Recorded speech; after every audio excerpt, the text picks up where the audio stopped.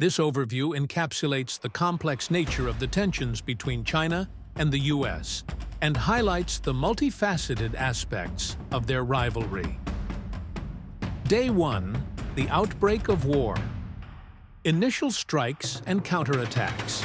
The U.S. military launches strategic airstrikes targeting military installations, infrastructure, and communication hubs along the border. The Mexican military, though technologically inferior, responds with limited air defense systems and guerrilla tactics. Political tensions. Leaders from both nations issue harsh rhetoric. Diplomatic channels are closed as international bodies like the UN call for ceasefires. Days 2 to 3. Border operations. Border clashes. U.S. ground troops begin crossing into Mexican territory. The initial targets are northern Mexican cities and key oil fields. The Mexican army puts up resistance along the border, but faces logistical and technological challenges. Internal unrest. Civil unrest breaks out in several Mexican regions, with U.S.-backed opposition groups increasing protests against the Mexican government. Days 4 to 7. Major battles. Large-scale conflicts. Fighting escalates as U.S. and Mexican forces engage in full-scale warfare. U.S. airstrikes target key locations in Mexico City. In response, Mexico shifts to guerrilla warfare and urban combat to wear down U.S. forces. Global reactions. The war garners massive global attention. Anti-war protests surge in the U.S., while international bodies intensify their efforts for peace. Days 8 to 14. Progress and resistance. U.S. advances. U.S. troops make significant headway in northern Mexico. However, in urban areas, Mexican forces and civilians establish strong defensive lines, slowing the U.S. advance. Economic sanctions. Both countries face economic sanctions. Global oil prices skyrocket, triggering economic crises worldwide. Month 1 to 2. Attrition warfare. Attrition warfare. Mexico's military infrastructure is largely destroyed, but U.S. forces encounter tougher-than-expected resistance. Guerrilla warfare and civilian resistance slow the occupation, creating logistical challenges for the U.S.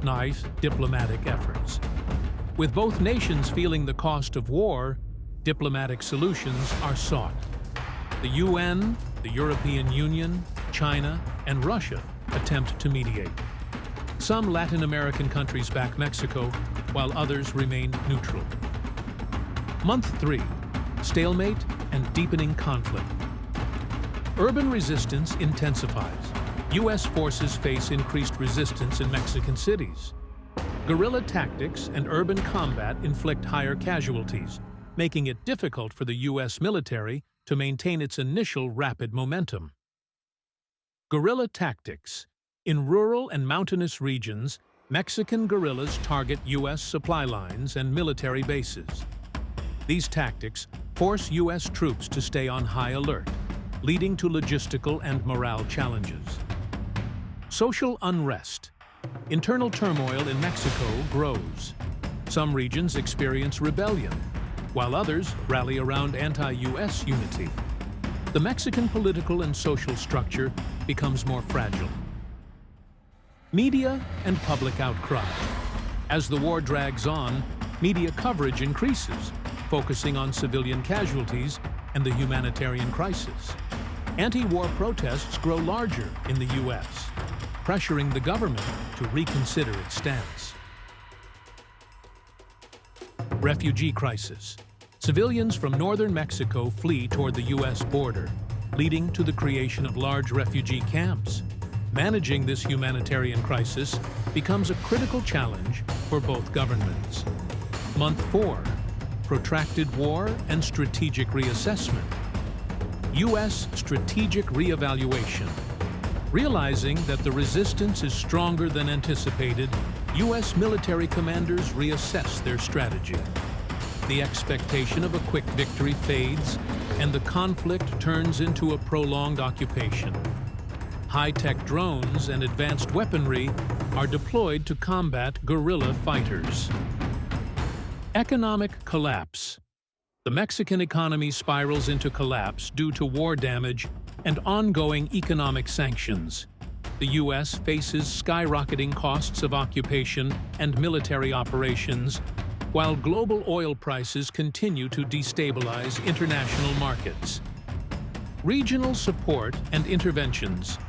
Latin American countries, although not directly intervening, increase their support for Mexico. Brazil, Argentina, and Venezuela criticize the U.S. invasion, while clandestine military aid and intelligence assistance flow into Mexico. International pressure. Diplomatic pressure on the U.S. intensifies. The UN, European Union, China, and Russia all ramp up their efforts to mediate an end to the conflict. Russia begins supplying Mexico with covert military aid, seeing the war as an opportunity to weaken U.S. influence. Guerrilla movements grow. Anti-U.S. sentiment strengthens as Mexican guerrilla forces become more organized.